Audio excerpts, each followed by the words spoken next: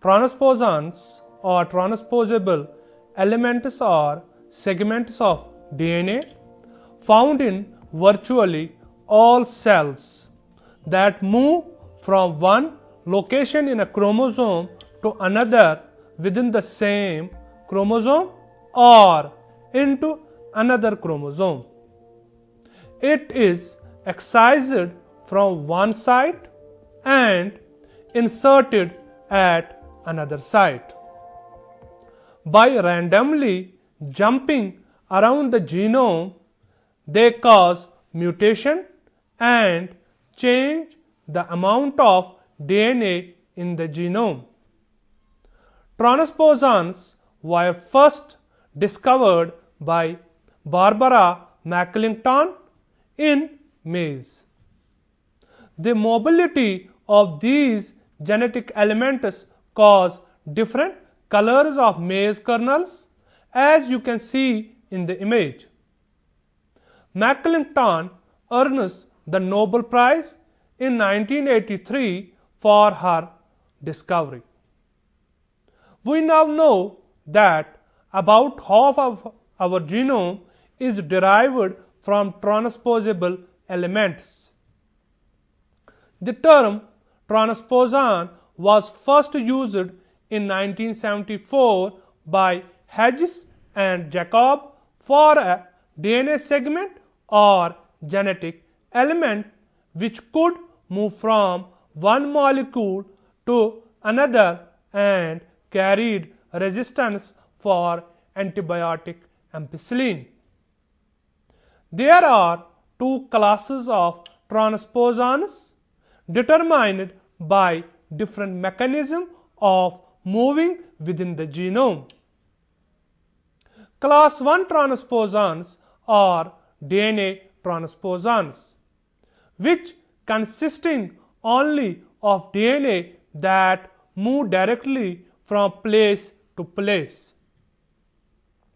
Class 2 transposons are retrotransposons, which first transcribe the DNA into RNA and then use reverse transcriptase to make a DNA copy of the RNA to insert into new location.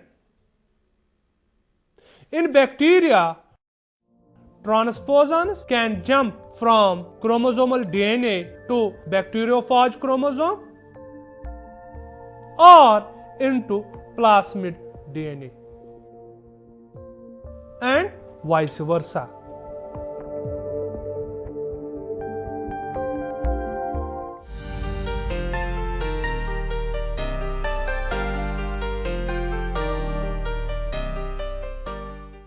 There are two classes of transposons in bacteria: insertion sequences and transposons. Number 1, insertion sequence elements. The simplest transposons are called insertion sequences. The insertion sequence elements are normal constituents of bacterial chromosomes and plasmids. Their name is due to their discovery as insertions within bacterial operons that prevented transcription or translation of the concerned operon or genes. The insertion sequence elements are autonomous units, each of which code only for their proteins needed to sponsor its own transposition. That is, they encode only genes for mobilization and insertion. Physical properties of insertion sequence elements. They range in size from 768 base pair to 5 kilobases. IS-1 first identified in E. coli's galactose operon is 768 base pair long, and is present with 4 to 19 copies in the E. coli chromosome. The majority of insertion sequences exhibit the short terminal inverted repeats, sized between 10 and 40 base pair. These sequences also tend to have RNA termination signals as well as nonsense codons in all 3 reading frames and are therefore polar. Typically, they encode one large open reading frame of 300 to 400 amino acids, and by definition, the protein encoded by this reading frame is involved in the transposition event. Each insertion sequence element is different in sequence, but there are some common features in organization. Now, transposition of insertion sequence elements. Transposition is often referred to as hopping, and this term has the strong connotation that the element leaves one site and goes to a new site, restoring the original site.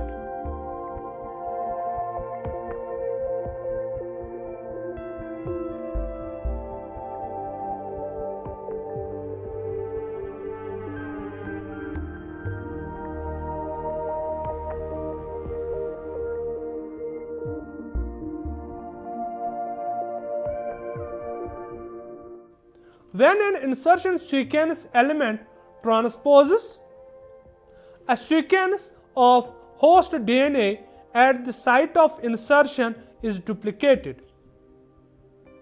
Original copy remains in place. New copy inserts randomly. Insertion sequence element uses host replication enzymes for replication.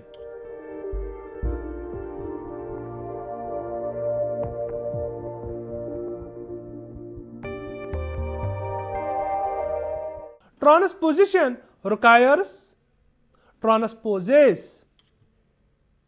The sequence encoding the transposase gene is often located partially within these inverted repeats, accompanied by the upstream promoter with the conventional inverted repeat sequences.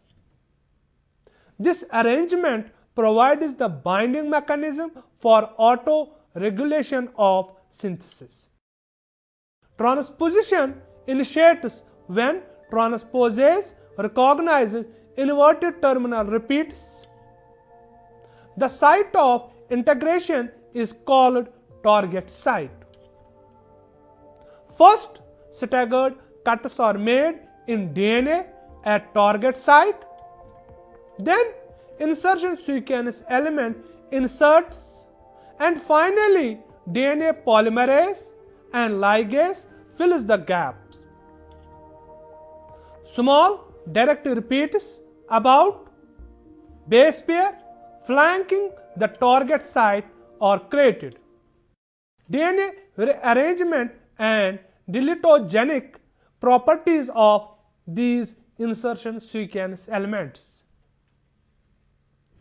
Insertion sequences mediate a variety of DNA rearrangements. One of the first recognitions of this fact was the involvement of insertion sequences in the integration of F and R plasmids in the host chromosome. This event gives rise to high-frequency recombination strains. The initial DNA rearrangement mediated by insertion sequence elements is the insertional duplication that they tend to generate at the site of insertion. IS1 generates 8 or 9 base pair duplication, while IS2 generates 5 base pair duplication. Different insertion sequences are known to cause deletion in neighboring genes and occasionally delete themselves at reasonable frequencies. For example, IS1 causes deletion in neighboring genes at a frequency of 10 raised power minus 3 to 10 raised power minus 4 per generation, and the insertion itself remains intact. These deletions tend to start at the IS1 element, with the other end of the deletion being reasonably non-random and possibly involving some sort of short sequence of homology. It has recently been shown that the position of the insertion sequence related to promoters in the region affects deletion formation by unknown mechanisms. IS2 is similar, but its ability to generate deletions is rather less. Finally, IS4 makes deletions of both itself and DNA on both sides with fair frequency.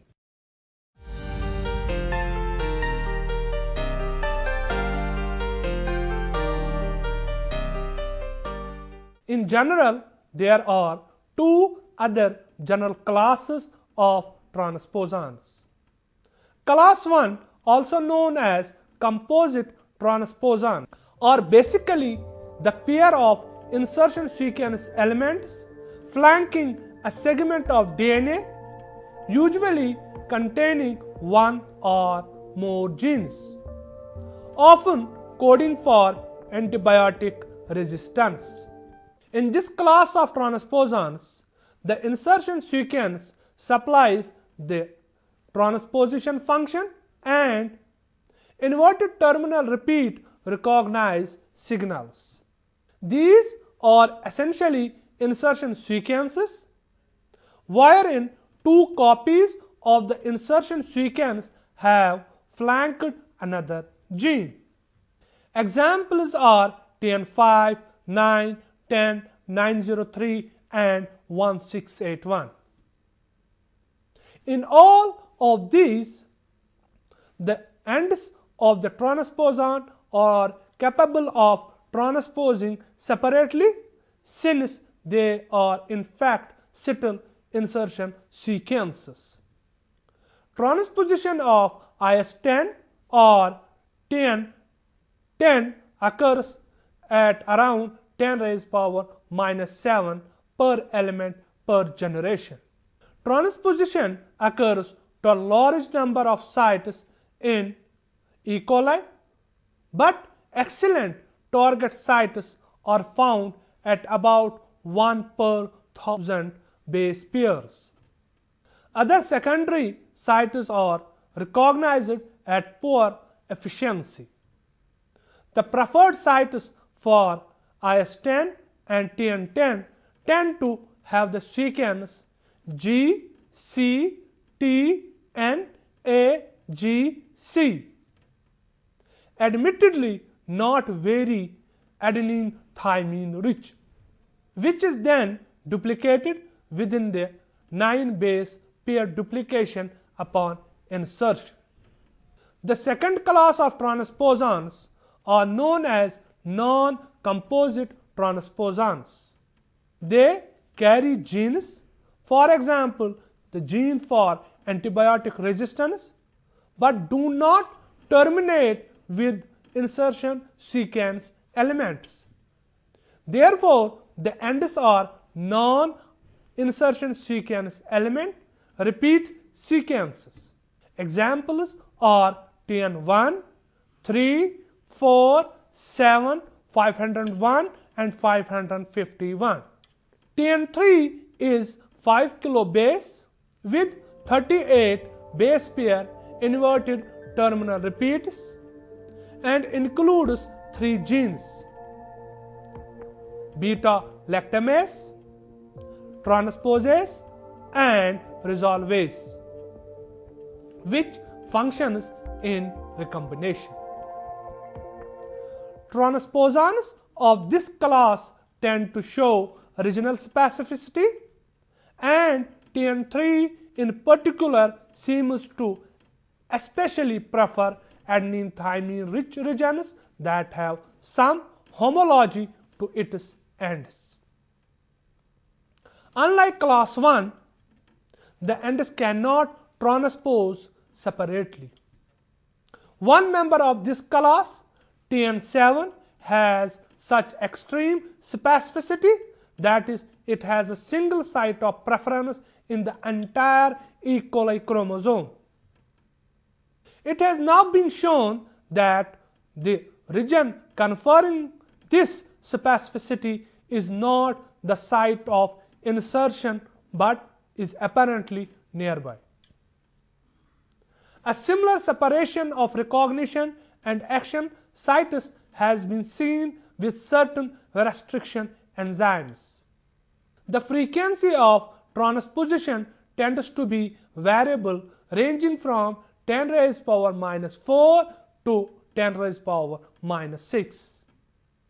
And in the case of TN3, involves a 5 base pair duplication upon insertion.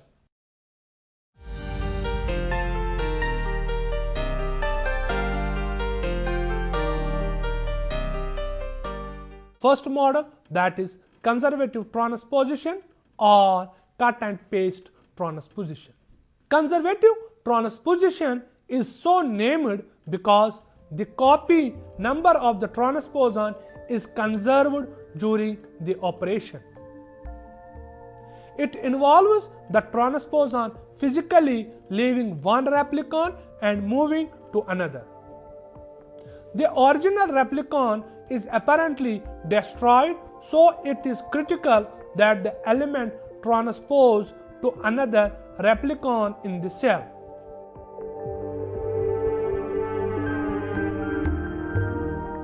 Most elements try to transpose soon after DNA replication, because there is then the highest probability that the cell actually contains another replicon. One thing that is noteworthy that while conservative transposition does not increase the element's copy number in the cell, it does increase the ratio of transposons to replicons in the cell. This might actually be the reason that transposons do not repair the site they have left. The molecular events are illustrated in the image. Double strand breaks occur on both sides of the transposon, coupled with staggered single strand breaks in the target replicon. Then the ends of the transposon are ligated to the single strand segments in the target DNA. Finally, the gaps in the target molecule are filled in.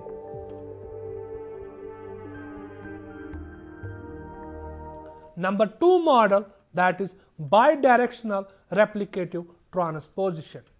This model differs from the previous one in that the transposon increases its copy number in the cell directly, and the donor molecule is not destroyed. It apparently explains the mechanism employed by TN3. It involves number 1, single strand breaks in the target DNA and on either side of the transposon. Number 2, ligation of ends to produce a complicated hybrid molecule. Number 3, bidirectional replication through the element with subsequent ligation. This results in production of a single replicon where the donor replicon is flanked by two copies of the transposon and fused to the target replicon. A replication event resolves this to the finished product.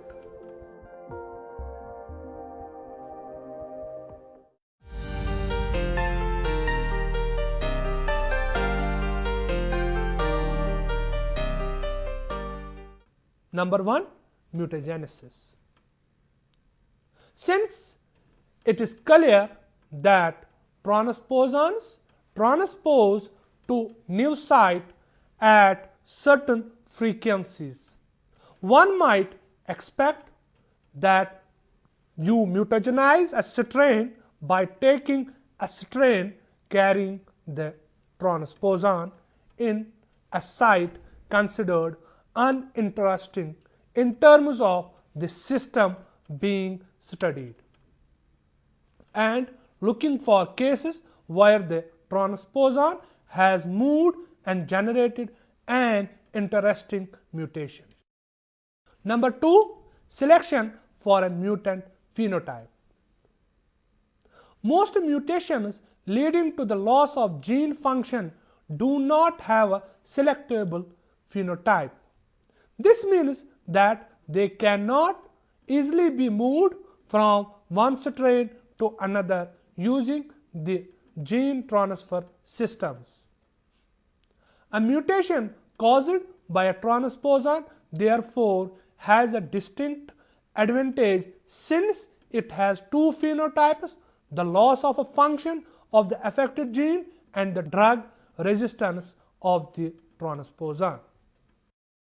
The latter is selectable but brings the former along. It is also noteworthy that a transposon can be viewed as just a selectable marker, allowing linked but not transposon mutated genes to be moved. Number 3, cleanliness. As a mode of mutagenesis, transposons are relatively clean. That is, in contrast to other forms of mutagenesis, they do not cause a large number of alterations in the genome. Number 4, organism specificity. Because most mobile genetic elements borrow some host machinery during transposition, they tend to be limited to host with compatible machinery. Most mobile genetic elements found in gram-negative bacteria therefore tend to be specific for that group and fail to function in gram-positives. Number 5, genetically altered transposons. An increasing number of genetically altered transposons are being produced with useful and amusing properties. Number 1, elements with drug resistance of one transposon but with the transposase and the ends of another. Number 2, elements that transpose more or less frequently than the originally isolated version due to differential expression of the transposase. Number 3, elements that transpose only once and then are stable. Number 6, physically detectable homology. When a transposon is used to generate a mutant, the mutated region can be physically isolated using probes for the transposon sequence. The mutated region can then be used in turn as a probe for the wild type sequence. Number 7, evolution of genomes. Since transposable elements cause genetic changes, they make important contributions to the evolution of genomes. The last application that is not the least, tools for gene cloning and manipulation. Transposons can be used as a genetic tool for analysis of gene and protein function. The use of transposons is well developed in Drosophila, where P elements are most commonly used, and in Arabidopsis and bacteria such as E. coli.